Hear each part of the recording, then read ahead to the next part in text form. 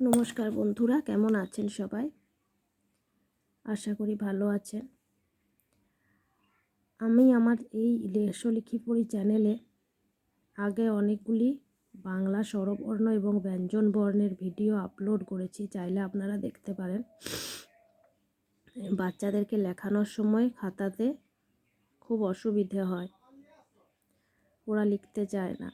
আর এরকম বইও পাওয়া যায়, কিন্তু এই বইয়ে লিখলে কি হয়, একবার লেখার পর সেগুলো মুছে আর লেখানো যায় না বাচ্চাকে। তাই খাতার মধ্যে যদি এভাবে আমরা করে দিতে পারি, তাহলে বিন্দুগুলোকে জুড়ে জুড়ে কিন্তু বাচ্চা সঠিকভাবে শিখে যাবে। এবং আমি সবসময় অন্যান্য ভিডিওতেও বলেছি যে মাত্রা সম্পর্কে, বাংলা স্বরবর্ণ বা ব্যঞ্জনবর্ণর মাত্রা সম্পর্কে বাচ্চাকে আগে জানিয়ে দিতে হবে। পূর্ণমাত্রা, অর্ধমাত্রা কোনগুলো, এগুলো তাদেরকে জানিয়ে দিলে খুব সুবিধে হয়। তো এইভাবে আমি বিন্দুগুলি টেনে নিয়েছি এবং এখন আমি বিন্দুগুলি জুড়তে থাকবো। বিন্দুগুলিকে আমি জুড়তে থাকবো।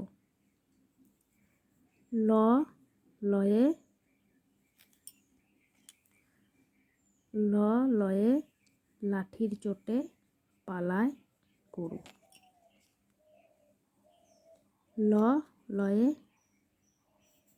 লাঠির চোটে পালায় গরু।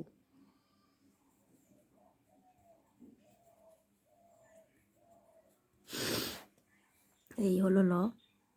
বলে দিবেন এইভাবে এক লাইনে, একটা করে লাইনের গ্যাপে গ্যাপে, আমি প্রতিটা ভিডিওতে বলি পূর্ণ মাত্রা দিয়ে এভাবে একটা করে লাইনের গ্যাপে গ্যাপে লেখা হয় ল। লয়ে লাঠির চোটে পালায় গরু। এরপর এই লাইনটা বন্ধ থাকবে, লেখা হবে না এই লাইনে, এই লাইনটা বাদ। ল লয়ে লাঠির চোটে পালায় গরু। এভাবে বাচ্চাকে লেখাতে পারলে সমস্তটা সে জেনে যাবে, এভাবে লিখতে হবে।